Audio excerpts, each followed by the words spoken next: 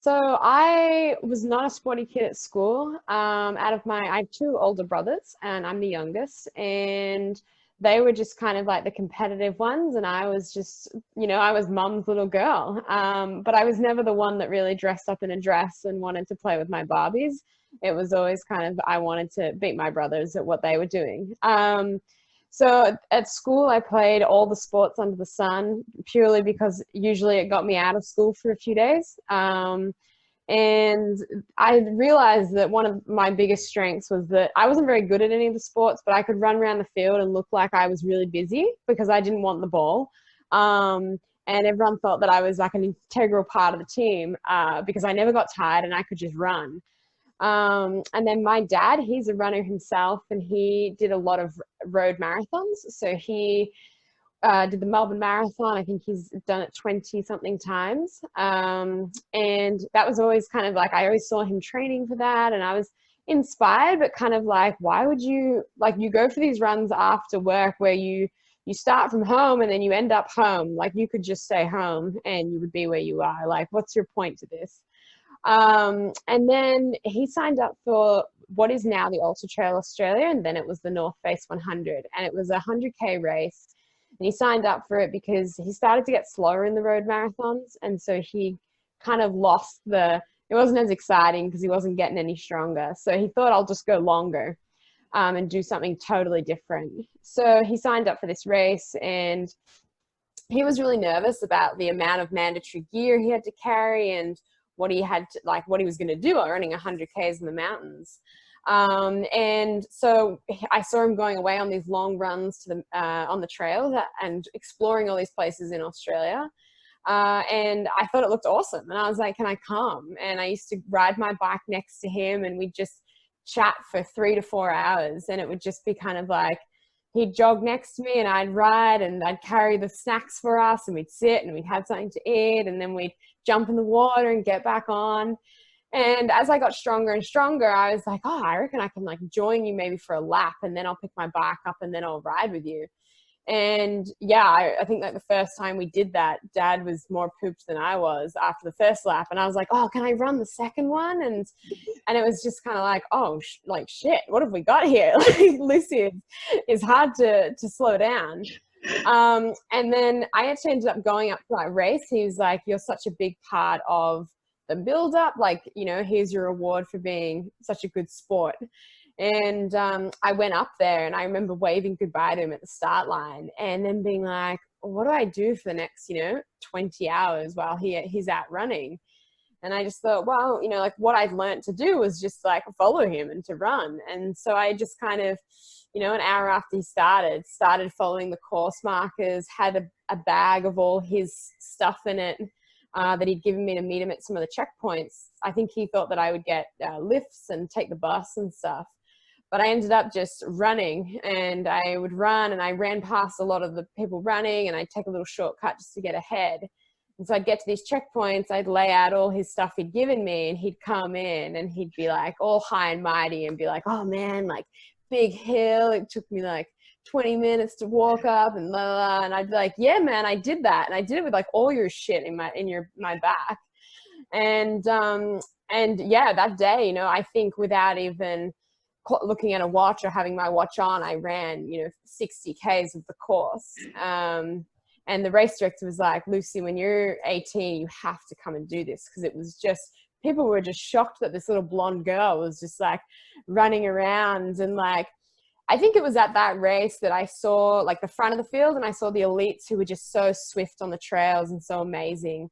They just looked so strong. And then I saw the middle of the pack, like my dad, who were just like, just every day, like your accountant, your teacher, your whatever, and they were just getting out and doing it. And then I think I saw the back of the pack who were just like people that like, which you should never do, but you look at and you're like, there's no way they're going to run 100 Ks. And there they were, just like out there, and they were there with their like cake in one hand, Coke in the other hand, taking a selfie. And I was like, oh my gosh, this is the sport. Like, how you can have such a diversity of people wearing, like, some people looked, were in like tight athletic clothing, and some people were in like the most colorful things I've ever seen.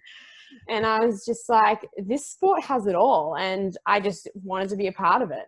Yeah, I think that's one of the really lovely things about ultra running, is there aren't many sports where everybody lines up on the same start line. So, you know, you could be running your first 100k and you're standing next to, you know, I don't know, an elite, and you're all, you know, what else can you do that in? You can't go and play football against, you know, Ronaldo or whatever. It's so nice that everyone lines up on the start line together. And it's a really lovely, everyone refers to it as this ultra running family. You know, it's got a really nice feel about it, hasn't it? It's, you know, people are so supportive of each other.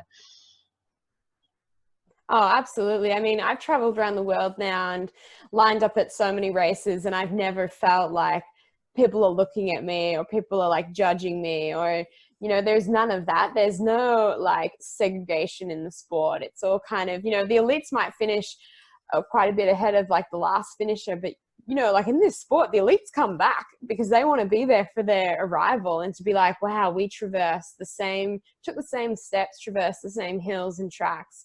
And the respect between everyone is, yeah, I think like it's one of the main sports that really does that. Yeah, absolutely. Yeah, a real sense of, and so when you first sort of started out, did you have any idea, you know, of where it was going to take you? What was it? Was it once you started, you caught the bug and you wanted to see how far you could go, or, you know, did you have any idea that this was where it was going to take you? When I saw my dad do that race, and then I found the next 100k that would let a then 16-year-old run, and I did that, and that was under kind of a cloud of controversy is what we call it. But a lot of parents and a lot of older people gave their opinion that a 16-year-old should not run 100 kilometers. And yeah, I had a lot of people be like, oh, she's going to be like stunted in growth, and she's going to have all these problems, and she's not going to be able to go back to school because she's going to be so injured and tired. And my parents were bad parents for letting me do it. And so it was always kind of like, oh, but like you know, being a runner is not a job. And I looked at runners like Emily Forsberg, who I've always looked up to, and I still do, even though I call her a friend now. She's still one of my like biggest role models and inspirations. And I was always like, man, like, look at her life. That is insane. And I don't know how that's possible. Like, being from Australia, it's like so far away from everything. We're just like, oh yeah, like that's cool. We don't have mountains like that, and we don't get to train like that. But no, like I remember telling people at school that like, oh, like I'd love to kind of travel and run. And then they're like, okay, but like, what are you going to do for work? And I was like, well, like, you know, I'll just make that up along the way. And it was kind of like, yeah, you need to go to university and find something. Yeah, and it's, you know, it's still sort of in its infancy, you know, here, and you know, in the UK, and even in America, you know, speaking to some of the American elites, and they're saying about when they go over to China, and there they were treated like celebrities, you know, because they really, you know, recognize them, and oh, you won the race, can we get a picture with you? And you know, then we went home and everyone's just like, oh right, you did a race, you know. How far was it? So it's still, like you say, people don't realize that, you know, you can become an elite in this sport and actually be a professional ultra runner. Yeah, I mean, I totally agree with the China thing. I mean, I'm blonde haired and blue eyed, Yeah. and they kind of, they see me and they're like, oh my God, like it's just crazy. And it's super, you know, it's super fun. And then now you go to like Chamonix into France, like the biggest race, and you know, the elites are treated, you know, they are stopped every few hundred meters. You know, you walk down the street with Emily or Killian or, you know, any of the American runners like Tim Tolson or Kat Bradley or someone. And people, they are just so passionate and so excited. And the coolest thing is that everyone has time for everyone. And it's kind of like, instead of being like, oh yeah, like all about me or all about themselves, it's like, oh, so how was your race? What race are you running? Like, yeah, there's such a, yeah, you know, they almost don't want to talk about themselves. no, that's so nice, you know, and like you say, going back to that really nice sense of community. Okay, what's been the biggest, would you say, challenge that you've encountered so far on your journey, and can you talk us through, you know, how it might have changed your mindset or how you've sort of come out the other side of it? Yeah, I think the biggest challenge for me was that 100K when I was 16. I think because I had so many people saying, you shouldn't do this, you can't do this, you know, in my mind, I was like, oh, I shouldn't do this. Like, they're right. Like, I can't do this. And I remember my dad being like, you know, we were standing on the start line and he kind of said, Lucy, there is so many people out there that want to pull you out of this race and you to stop because they want to be right. And that's just the world we live in. People want to be right about what they say.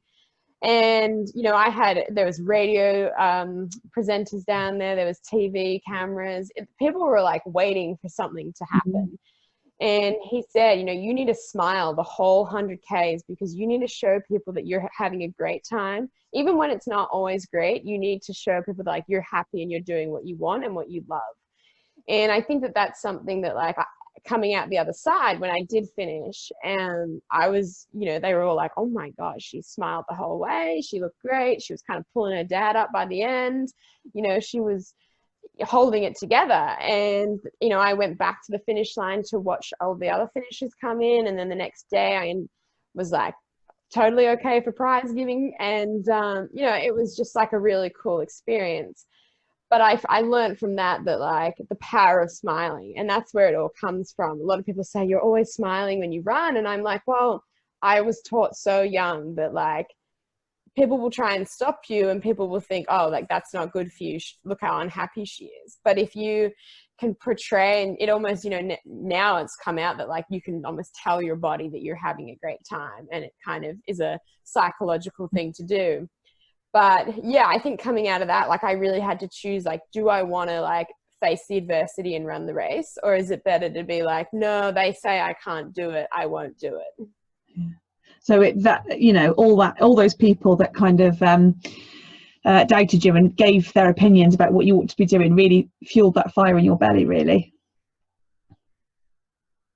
Yeah, and they continue to do so, you know, like, I want to show that just because I started at 15 doesn't mean I stop at 20, you know, or 25. I want to be someone that young kids, and, like, you have longevity, and if you do it right and you do it smart, and, you know, like, this year's probably been the year that's challenged me most, but it's not like this is the end. It's just like, man, life is a roller coaster, whether you're an athlete or whether you're a bank teller, you know, like, things go up and down, and it's just like riding out the waves. Yeah, quite. And you can, like you say, you can learn from the challenges. You know, if everything went perfectly all the time, what would we ever, you know, how would we ever learn and get stronger? Okay, what would you say has been the biggest mistake that you've made? Biggest mistake. I think for me, it was very much like, the more you run, the better you'll be. I was very much kind of, I don't know, it's just easy to think, oh yeah, like, the more I do something, the better I'll be at it. And with running, it's so impactful on your body, and it takes so much energy emotionally, mentally, and physically. That was probably my biggest thing, that I was just all about, like, running. And now I have such a more balanced approach where it's like yoga, swimming, cycling, running. Like, ultra running is so little about the physical side and so much about the mental side, that the best thing you can do is stand on the start line stoked and be like, man, I get to spend the whole day, like, running. That's what I love. It's what I've been wanting to do for so long. Because in the training you've held back and you've been like, oh, I just want to run like another few hours or something. And yeah, now I feel like I have that a little more than when I was training so much. I'd get to the start line and be like, oh yeah, here we go again. Yeah. So yeah, by the time you get to the start line, you're really desperate for a good long run. Yeah. Okay, you talked earlier about your dad, and obviously he's had a huge, been a huge influence on your running and where you are now. So apart from your dad, is there anybody else that's had a big influence on you that continues to influence you in your running? Yeah, I think there's a lot of elites that for sure I am inspired by. People like Emily, people like Courtney Dillwater, you know, and they're now my friends, but they're still, you know, I still follow their social media, and I'm just like, man, that's so cool what they do and who they are and how authentic they are. But then, you know, now that I run camps and stuff like that, and I meet people that are just like everyday mums and dads, and they've got 3, 4 kids and a job, and like they're still prioritizing getting out and going running, and then yeah, they inspire me. And I think that's just like, I mean, I have all day to run and I still find other things to do that could be more important. Yeah, I think that there's so many people out there that you can be inspired by, and they're not all in the running sphere. And I think it's really good and really healthy. But yeah, I mean, any man and their dog, any woman that gets out and has a go and is on the start line, or, you know, even contemplates going for a run, I mean, yeah, that's inspiring in itself. Yeah, that's lovely to hear. And you know, I don't doubt that there'll be people that are saying that you are a massive inspiration to them, you know, these young athletes, you know. And I mean, you're in a real minority being the age that you are running these distances, you know. It does seem to be that you know, the kind of model is that people don't go into the ultra distance, or maybe don't hit their peak at the ultra distance until quite a lot later in their career, you know, because I think there are so many more components to making it all come together over 100k or 100-mile distance, that I think for a lot of people, particularly, shouldn't say it too loudly, but particularly the men, they don't kind of reach that maturity where you know, they're able to maybe hold back enough to, you know, all the components, the mental and everything, doesn't seem to come together for a lot of people until they're well into their 30s. You know, so it was really exciting that you are where you are now at the age you are, thinking that where potentially you could be in, you know, 3 or 4 years time with more experience and, you know, under your belt. It's exciting. Yeah, thank you. I think, you know, you are a product of what you're surrounded by. And I've had a lot of wise people that have helped guide me in this, and a lot of coaches that have helped to hold me back and also like let me do what I love and do it passionately. And yeah, I think that it is exciting and it's cool. But it's like me, I was super young to start with, but now it's so much more common, and so many young people contact me and they're like, yeah, like I'm already running 50Ks and I want to run 100Ks. And I think the biggest thing for me is like, why do you want to do that? Like, do you want to do it because you want to say I'm so young and look at how far I run? Or do you really love it? Because yeah, this sport now has money and sponsorship, and you look at these lives on Instagram and you're like, oh man, all they do is run and they get to like travel around the world.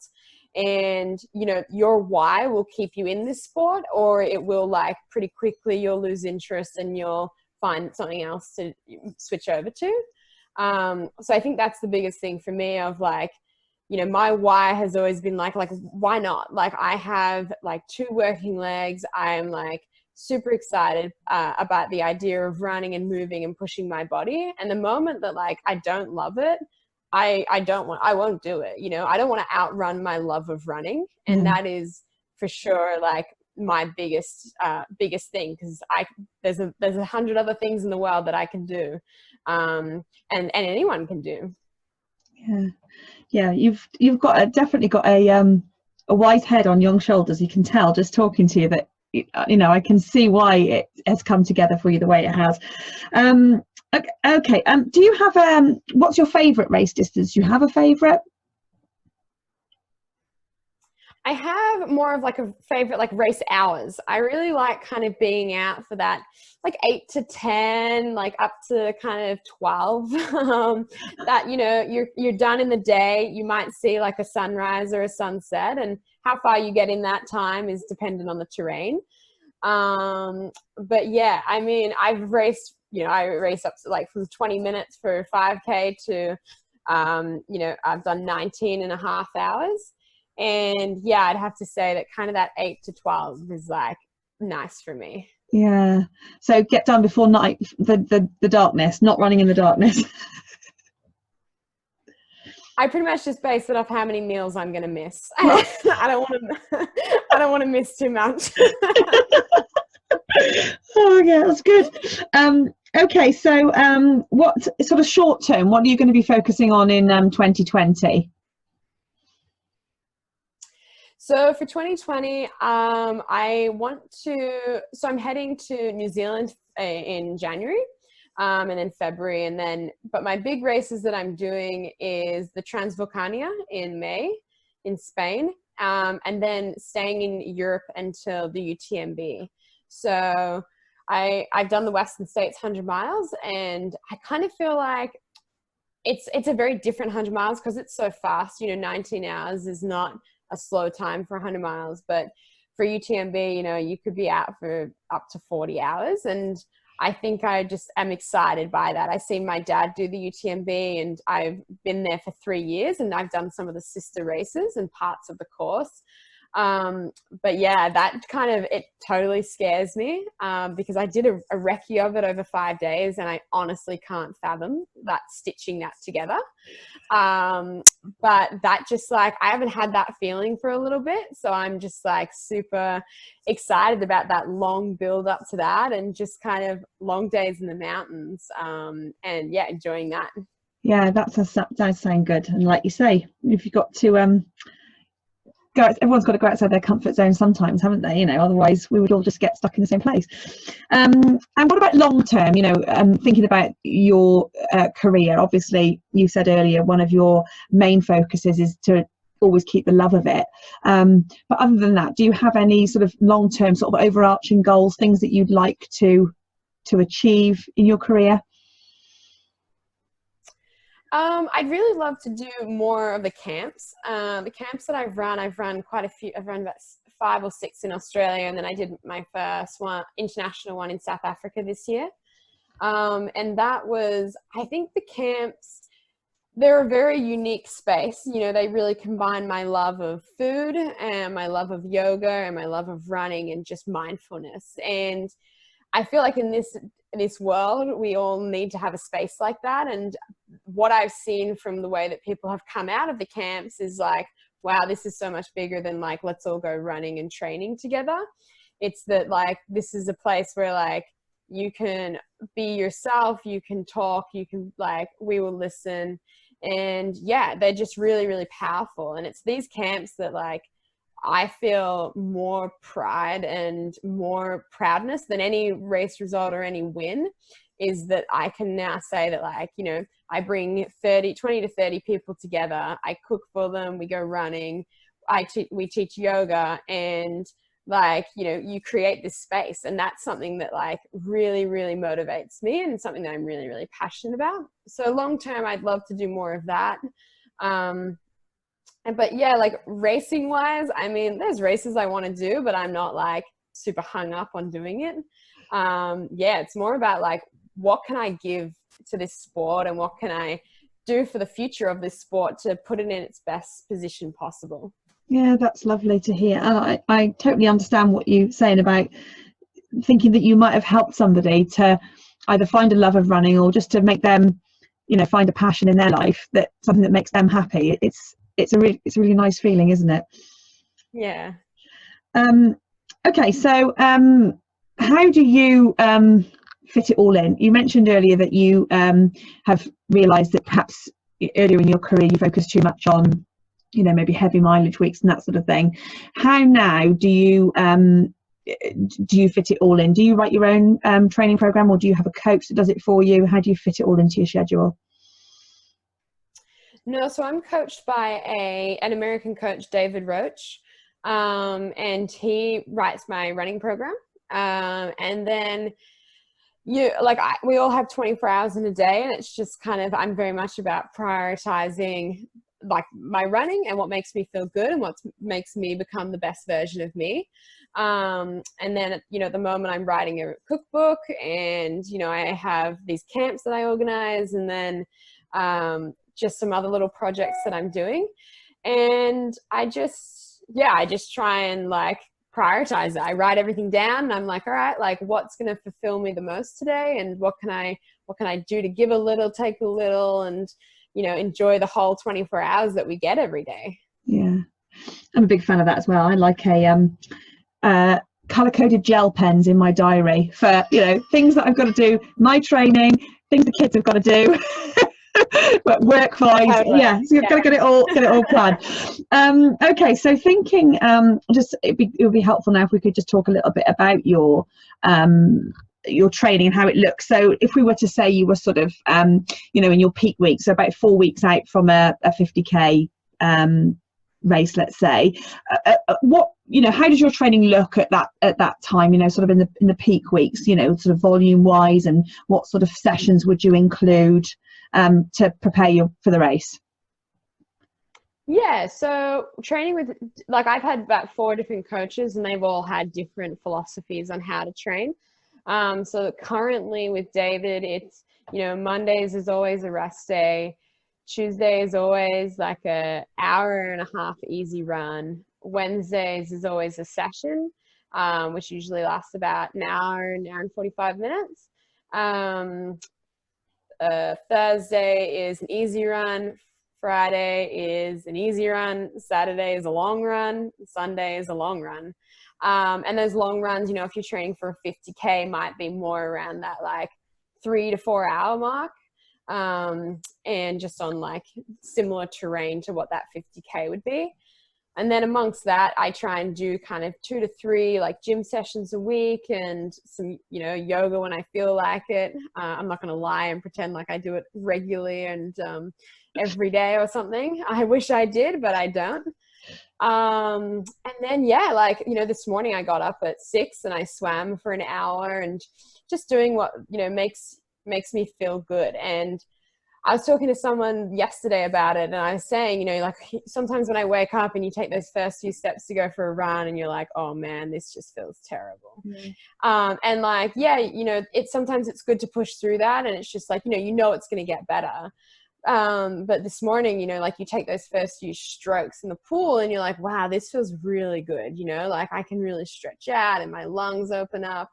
And I'm just like gotten to the point where I'm like, I'm not really interested in like pushing through or anything. Like I don't have to prove anything. And I'm like super satisfied in that, like, I can run at any time and I can do that. But like what feels good right now is really important. And David coaching me is very much like, you'll run your best when you feel good and you're inspired and you're motivated, and like, just wait for those feelings to come. And when they wane, just find something else. Yeah, that's interesting. Yeah. And then do you, you mentioned before about the yoga and doing that as part of your camps that you do as well. Do you find that the yoga helps you from the mental, the mindfulness kind of side of things as well, that it's a bit of a brain exercise as well as it being good for stretching out? We know that yoga complements running in lots of ways, but do you find that mentally it helps you as well? Yeah, absolutely. And it's the same with swimming. I think that like the fact that your head's underwater and your phone's not near you and no one can talk to you, it's kind of like, oh wow, I have to be in my own head for a little bit. And yoga is the same thing. It's just like a time where you just like, ideally you don't have your phone near you and you just kind of move with how you feel. And I think it's just, that space of just being like, this is a very kind of like, how do I feel internally? And, just like, a lot of the tightness and pain that we do feel can more be from a psychological thing, and just like really, using that space just to clean that mind. And then you'll find that like, yeah, you can probably move a whole lot more freely after that. Yeah, quite. Yeah, it's interesting. And do you find that the yogas help you with your recovery? What do you do to make sure that you recover well after a race? I think the biggest thing for me, like after a race, is just like getting in good food, getting in good sleep. It's when you're going to that's giving your body what it needs to recover. And then the sleep is giving it the time to recover. And then, yoga, it's nice. And after a race, I move and stretch because it feels good, but it's very like unstructured. And it's just like, oh yeah, just roll around on the floor for a bit.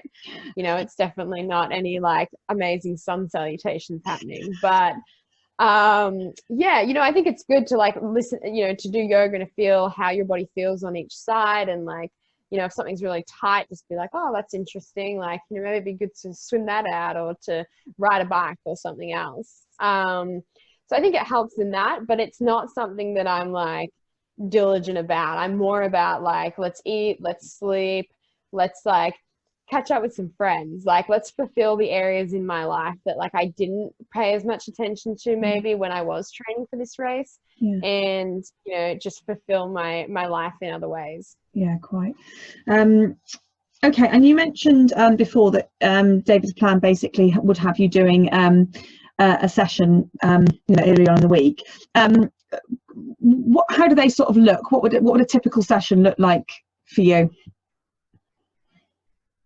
So it's generally like a 5K warm up, and then it might be like hills or it might be flat, but it's generally like 3 minutes on and 2 minutes off. So there's just like an intense period followed by a recovery period, and kind of like generally like a longer on and just like quite a short off, just to keep the threshold high. And then it'll be just a 5K cool down. So like I think on last Wednesday I did a 5K warm up, 5 times 3 minute hills with a 2 minute recovery on the down, and then a 3 minute easy, and then 6 times 1 minute on, 1 minute off on the flat, and then a 5K cool down, which sounds really complicated because I had to write it all over my hand. But actually it wasn't that bad. I remember the day when someone told me that, you can, because, I wear a Garmin, and someone said, you can program that into your watch, what can you? And it was like revolutionary. I was like, oh, I can just concentrate on trying to breathe and not keep looking at my watch thinking, please turn to 2 minutes, hurry up. Yeah, totally. Okay, now thinking about moving on to race day, how do you approach your race day to make sure that things go how you want them to do? Do you have any particular processes or not traditions, what do I mean, things that you like to do to make sure that your race goes the way you want it to go? Yeah, I don't really have any superstitions. I'm very kind of relaxed in that. I think I race around the world in so many different places that I can't have too many set things. Otherwise, I think every race I'd go into going, this is going to go terribly. Yeah. And then race morning is just like, getting up kind of three hours before the race and then eating something, depending on the distance. Like sometimes it might be, just some watermelon or melon, or sometimes it might be like oatmeal with, peanut butter and some fruit, kind of just depends what I can get my hands on, what I feel like. And then, pretty much just like lying around and watching the clock. Yeah. not out doing strides or drills or like warming up or anything. I'm pretty much just like having a chat or put some music on, like just chill out, and then and then start the race. Yeah, you seem to have a really nice, relaxed, approach to it all, which I'm sure goes in your favor hugely, actually, on race day, that you're not standing there with a massive knot in your stomach, because I'm sure that must go in your favor, because that you start relaxed. Yeah, and like I totally say this, and like I watched a video of myself before Western States, and I was like crying my eyes out, bawling mess, because I think like it's normal to have nerves, and it's good because it shows like that's how much it means to you, is that like you've worked hard, and this is just like the accumulation of that. And I think that like the best feeling in a race for me is that first step over the start line, and it's like, oh, thank God, like all I have to do right now is run and eat, and they're two things that I can do. I think that whenever I get to a start line, the energy of everyone else and watching everyone else like either freak out or like totally just like repacking and unpacking their bags, just like suddenly it's like, oh my God, is my bag right? Like, and I start to doubt it. So I certainly don't just rock up and I'm like, oh yeah, guys, like it's all good. I'm like, there's certainly still that oh, like, have I done enough? Is like, should I repack my bag? Have I got enough food? Like, yeah. And then just like, that's the excitement of, you know, especially for ultra runs. It's like, man, anything can happen out there, and I can be the fittest and most prepared I've ever been. And then you can like step on a rock like 500 meters in and be like, oh, well, there goes that whole day. Like, it's Yeah. kind of just like, I'm ready to problem solve, and I'm ready to like give my best with what I have. Yeah. I think you know, quite a few people that I've spoken to have sort of said the best thing you can do when it comes to these long distances, when anything over a marathon really, is just rock up on the start line knowing that you've done all you can in training and feeling confident that you know, I've done all I can. Today I'm going to have like someone said, it's like the equivalent of like a life cycle out on a 100-mile run. You go through, it's like a whole lifetime out there, and you know, anything can happen. So you just have to be prepared. And you know, I liked that analogy when someone told me that. I was like, yeah, I really like that. And it was interesting because he said that he thinks that's why the ultra running community is the way it is, because when you're out there, and 100 miles, doesn't matter whether you're an elite or it's your first 100 miler, at some point you are going to be stripped bare in a 100 miler. You know, you are going to be, you know, no room for any ego or anything like that. And he said, you know, 100-mile race is a great leveler. You know, everyone is going to be at that point at some point in the race, and then have to, you know, come out of it, come out the other end. So, and again, I think that's really the case, isn't it? You know, it's even the elites at some point in 100 miles are going to be, you know, in that dark place, in that pain cave, and have to find a way out of it. Yeah, absolutely. Yeah. And like, it's amazing when you do go through that, when you then face things in life, that you're kind of like, hey, like, I can do this. And like, sometimes all we ever need is just like to sit down, eat something, drink something, and then like look at things with fresh eyes. And I think that's what ultra running has taught me, so many things that like I learned whilst running, you know, 100 miles, that I now like even just sitting around with, you know, or in a workplace, that I'm like, oh man, like you use all those things, and you're like, if I can get through that, I can get through this. Like, this is nothing. Yeah, absolutely. I think you're right there. Just obviously you live in Australia, so a lot of the time presumably you're having to train in quite high temperatures. How do you cope? It's, you know, running in that heat.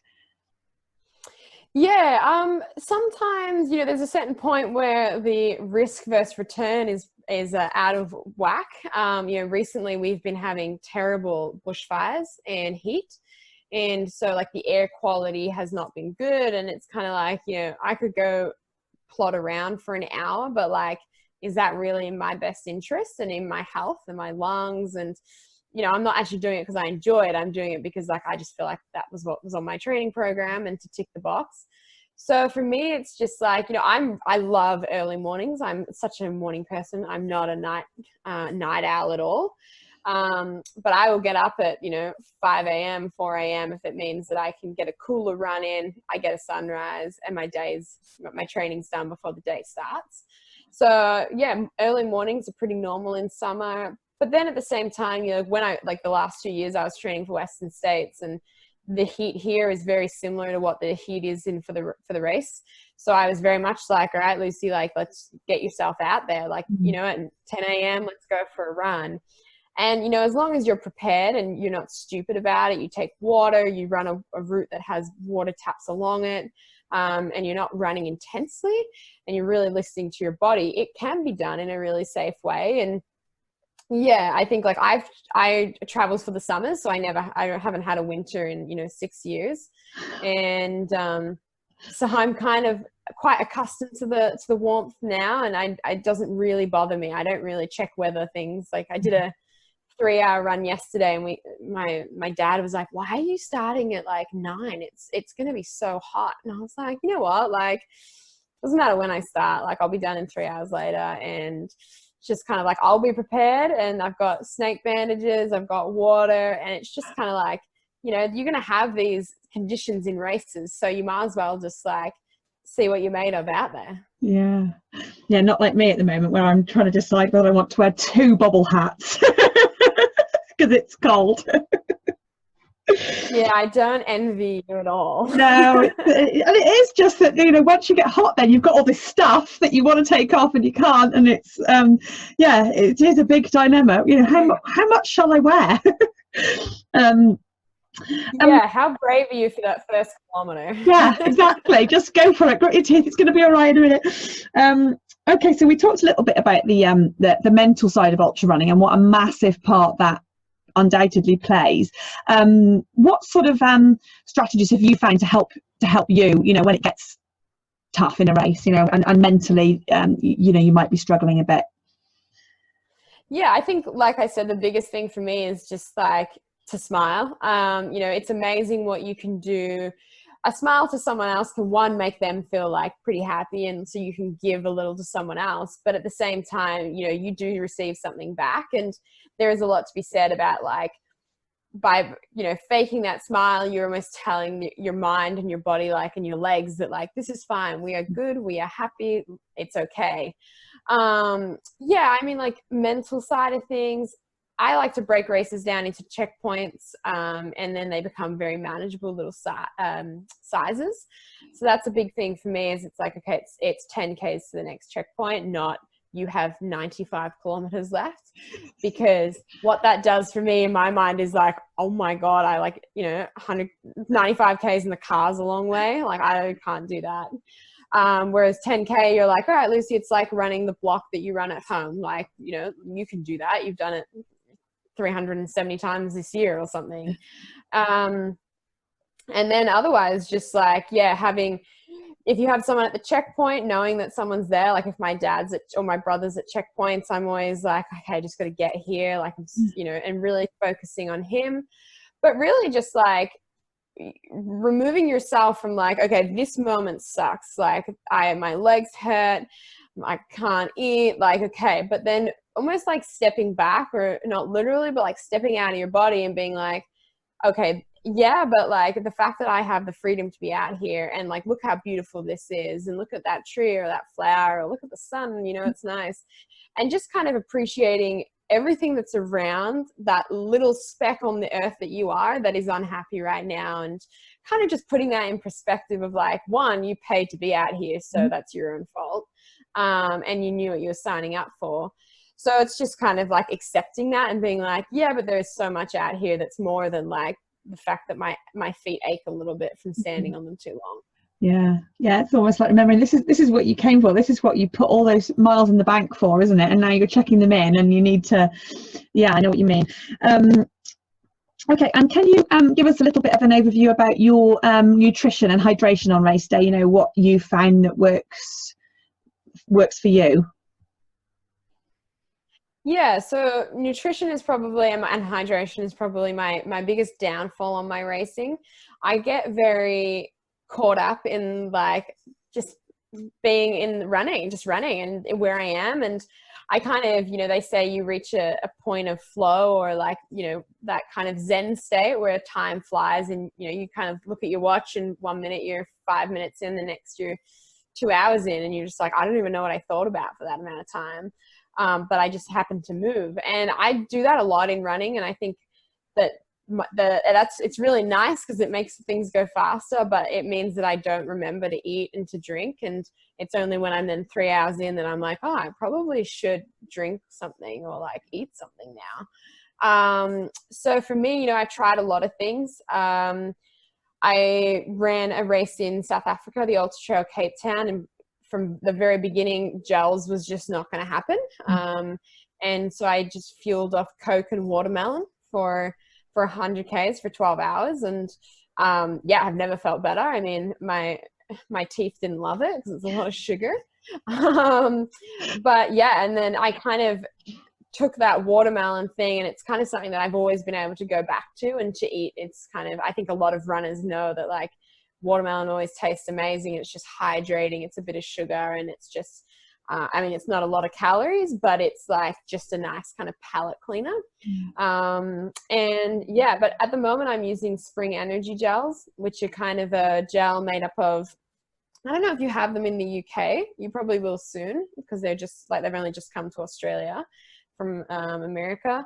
but it's yeah, they're like blended up like rice, banana, and like the whole foods. Yeah. And I really found my stomach is like, oh, these are foods we know, and this is kind of like stuff we can digest. Whereas a normal gel is like a consistency I never eat, like it's like snot, and that's just like makes me want to gag. And then just like ingredients I can't pronounce, and I don't eat a lot of like refined foods, so my body's always like, what? I don't know what this is. Like, how do we cope with this? And so, yeah, now that I have Spring Energy with me and stuff at checkpoints, it's pretty much just like, just have something every hour and just kind of like tap into that, building that consistency. And I've just been doing that even just on training runs now, because I used to never train my nutrition in my training.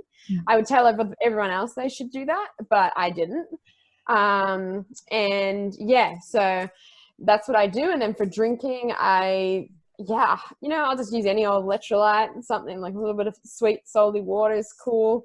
And yeah, just kind of sip whenever I need. Yeah, that's interesting. Yeah, I like asking people about what they like to eat, because some people are really specific. I can't remember who it was. I bet you get a million answers. Yeah, I love that question. I've had pizza. I can't remember who it was that told me they like pizza. I think it might have been John Kelly, the guy that completed Barclays, the Barclay marathons. I think it might have been him that said he really likes pizza. And quite a lot of people have said they like. Well, that kind of race, you could definitely get away with that. Yeah, yeah, I'm sure it was him. And someone else really likes. They make like balls of mashed potato with a bit of olive oil to make them about the size of a sushi bowl, and that's what they find. Yeah, so I really like that question. It's just an interesting bit of trivia. That could be my specialist subject on like Mastermind. What do elite ultra runners fuel of choice? And what about your gear, your clothing? I mean, obviously you're sponsored by Salomon, so we know that their shoes are really well known. But what other things do you really rely on or really recommend? Yeah, I mean, I'm pretty basic. I mean, just like I wear Le Bent socks purely because they sponsor me and they work for me and my feet. And then Salomon, yeah, they give me, shoes and t-shirts and shorts. Other than that, like, yeah, I mean, the piece of equipment that I'm the biggest fan of is a buff. Just because it can be used in so many ways, as like a beanie, as a glove to like wipe your snot, to like wipe your face, to clean your hands. I've worn it as like a bra when I've had problems, like tie your hair up. Tie your hair up. Like that is like the most underutilized piece of material. I think that everyone in the world, runner or not, needs a buff in their life. Yeah, quite right. They are very useful and very inexpensive, which is, there isn't much you could say. You could just pick it up for, not many pounds. Yeah. And you mentioned that you've been sort of traveling around, so you haven't had a winter for a few years. Do you have an off season? Yeah, so this is what I was saying when I said, like run was kind of like my philosophy. And I had the ability to do that because I would run in Europe and then I'd come back to Australia and the season was just kicking off. So I'd run and race and run. And, I'd see like Americans and Europeans getting onto skis and stuff. And I was, just like, that looks cold and was not really like on my radar. But, I've realized as I've gotten older is that like, you've got to if you want that longevity, that like that good example that I preach about and I really want to be, that involves showing that like, just like every other animal on the planet, we all have moments of rest and seasons of downtime. And so, yeah, I just kind of, I'll go to Bali and I'll just surf or I'll swim and I'll just kind of like, I love the water and I don't live near it, but like when I can get to it, it's a big deal for me and I just absolutely love it. So yeah, it's just kind of like, okay, instead of like always traveling to run in places, like, I finished off my year last year in Bali for 3 weeks and just surfed every day and did some yoga and yeah, and I was just like so content with that. And I think that's a really good sign of like, if my mind and body is like super happy with just surfing 3 to 4 hours a day, and I didn't really feel like I didn't put a pair of runners on the whole time, yeah, I think that's a pretty good sign of like, this is a good thing to do and something I need to make sure I continue to do. Yeah, yeah, almost as part of your recovery, really. You know, it's, you Yeah. know, give your mind as well as your body that break that it needs from thinking that you're constantly on a training schedule all the time. What do you think it is about you that, you know, what do you think is your strength that has enabled you to you know, get to where you are, and as you know, because obviously we know you're gifted, like you said, when you were very young you were able to run for what at the time seemed like very long spaces of time without feeling tired, but what do you think it is about you that's enabled you to get to where you are now and the standard that you've reached at such a young age? I think if you ask my dad this, he'd say that I'm just really, really stubborn. And that would be what got me to where I am. I think for me entering the sport when I did, it was kind of the right place, right time. You know, at that time it was like there wasn't a lot of women in the sport. Certainly wasn't a lot of young people. So like my race resume for like when I started running is so insane. It's like heaps and heaps of podiums and first places. The fact is that I was the only one in the race in the females, let alone the under 20s, which didn't exist. And so I built this folio that like seems really impressive, and that gave me a lot of confidence, and kind of like I was like, oh, I'm pretty good at this thing. I was like, there's no one else in the race, but I'm obviously really good. And then I've just like realized that this running means so much to me, and I was like, oh wow, like this sport's really awesome, and like going overseas, this sport is so much more than just in Australia. And then that motivated me to like lift my game as the game has lifted in running itself. So I really put it down to like, I am certainly not the most talented runner. I wouldn't say that like I was born to run or anything like that. I said, I can run, and everyone can run, I believe. Mm-hmm. But yeah, I just think that like, if anything, I'm very lucky in the time and the space that I came into this sport. And then like being young and having that kind of social media, like that second nature to me, which is like such a big part of this game. Unfortunately for some who are just like, they just want to run and not have to worry, but to have sponsors and to make this a living, you do have to be savvy on that stuff. And, you know, I feel like I came out with a phone in my hand. So I'm just like, you know, happy to share. And I love that side of things. Yeah. So yeah, I think that's probably my biggest strength, is that I'm very lucky and very grateful for my dad for what he gave and showed me this world. And then just like, yeah, the luckiest in time. Yeah, yeah, that's great. And it's so lovely to hear that you know that your dad inspired you and is, you know, supportive and encouraging of you. I really hope that that my girls will see me, you know, training and setting goals, and you know, they know that when I was training for a marathon I would be getting up at 5 o'clock in the morning to fit my runs in, because I still had to work and look after them. And I hope that, you know, maybe not running, but whatever they decide that they want to do, that they'll think, you know what, if I'm prepared to work, I could do that. You know, it's such a nice thing for kids to learn, isn't it?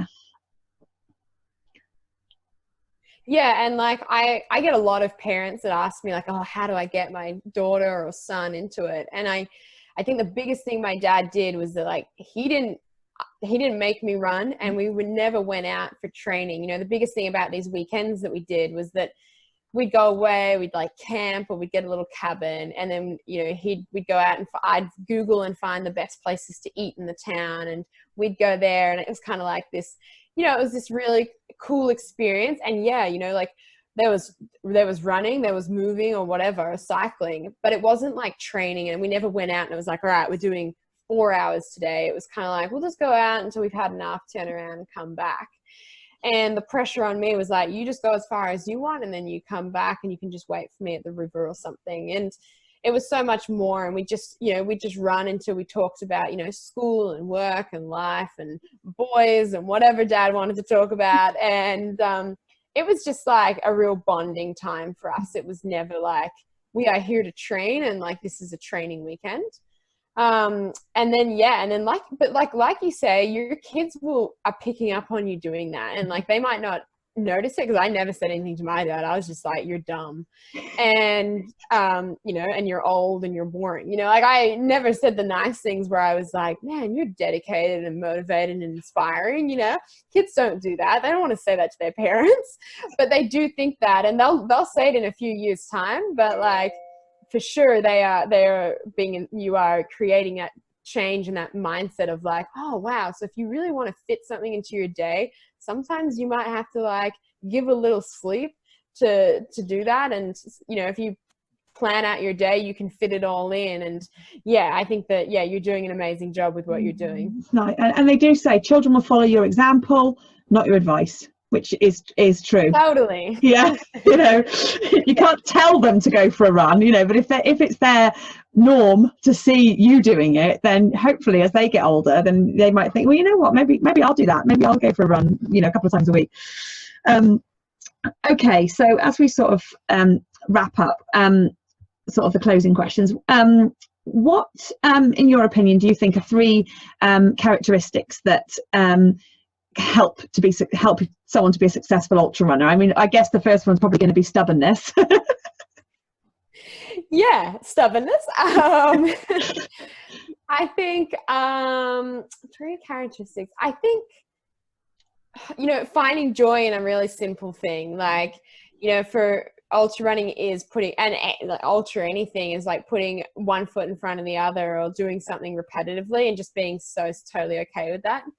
And just kind of finding that joy within that is like something that I think in this world and this day we lose that a bit, because we just like, it needs to be like really extreme for it to be any excitement to us. But like sometimes it can be joy in just like sitting on your laptop typing out some things. And then I really think that the community is really important in ultra running. And I think that it's important, like a characteristic is to be open and to be just like, not to judge, and just to like go to these events and, see people that like look a bit kooky or talking about running kooky distances, and just be like, just immerse yourself in that and be like, wow, like, just take it for what it is, take what you want from it, leave the rest. But just be open to trying new things and to distances and costumes that you probably never see in your life again. And letting it all enrich you, I suppose. All these people that you, in these experiences and these situations that you get exposed to that you wouldn't otherwise have come across. Oh my gosh, yes. Okay, and if you could give your obviously you're still very young, but if you could give your younger self a piece of running related advice, what would it have been? Don't run so many miles. Find a hobby. No, I think it would just be like, like running is like, if running is what you love, do running. Like I was always kind of like stressed about what I should do after school and what I should study, and then I realized that like life is the best university you can ever attend, and traveling is the biggest lessons you'll ever find. So like, and you're doing all right. It's okay. Don't worry. Don't stress too much. Okay. So if there's anybody watching who is perhaps thinking about entering an ultra and just starting out, what would be a piece of advice that you would offer them? I would say just go for it. Like there's enough groups now around the world. There's enough like and there's, the amazing thing called the internet, where you can find anything you want to find about how to prepare, how to train, people that are doing training runs, groups that like help each other and support each other. But really just immerse yourself again, like get online, use the resources you have, and find your why of why you want to do it. Why do you want to enter ultra running? And, really explore that and just find a deeper meaning than like, oh, I just want to like I'm interested in running, you know, like, but like, why are you interested in that? I think that will make you the strongest runner, because you'll refer back to that more than you think. Yeah, I quite agree. And what about anybody who's watching who is perhaps already an ultra runner, but they're looking to kind of progress it and go to the next step? You know, what would be your advice you'd sort of give them? You know, would it be that you know, do you think that a coach is essential to you know, to be able to push forward? What advice would you offer them? You know, it would be pretty similar advice. It would be just like, immerse yourself, you know, like talk to people who are at the level that you aspire to get to, you know, the cool thing is that you can write to elites and like people that you're inspired by, and they will write back. You know, I remember when I first wrote to Emily, and she wrote back and she sent me a nice message, and, you know, she ended up coaching me a year later. Yeah.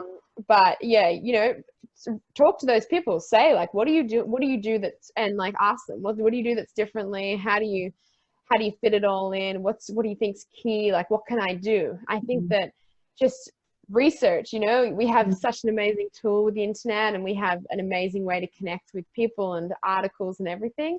And yeah, use that for your advantage. Yeah, I completely agree. And I think social media, I mean, it gets a lot of bad press, but I mean, I think if you are savvy about how you use it, I mean, from my point of view, it's brought me nothing but, you know, brilliant things. And you know, like you say, you know, you mentioned, I mean, I remember sending a message on Instagram to Sophie Power after she'd you know, that photograph of her breastfeeding was you know, all over the newspapers, and at the time I hadn't long finished breastfeeding my youngest, and I was so you know, inspired by it, and I just felt compelled to just get in touch with her. And I remember when she replied, and like I was falling off my seat and she was, you know, but she was, I'm just a mum, you know, and I'm really glad that it's inspired people, and then it's triggered this huge response.